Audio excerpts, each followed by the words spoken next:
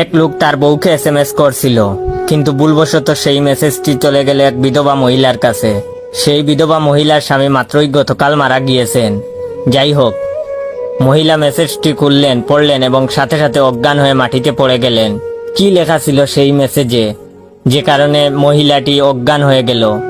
মেসেজে লেখা ছিল যে, আমার প্রিয় বউ, আমি ঠিকঠাক মতোই পৌঁছেছি।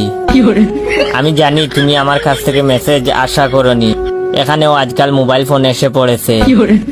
আমি আসার সাথে সাথে তারা আমাকে একটি মোবাইল ফোন গিফট করেছে।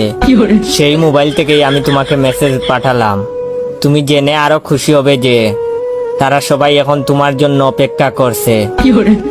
আশা করা যায় কাল পরশুর মধ্যেই তুমিও চলে আসবে। আশা করি তোমার যাত্রাও হবে আমার মতো সুখের।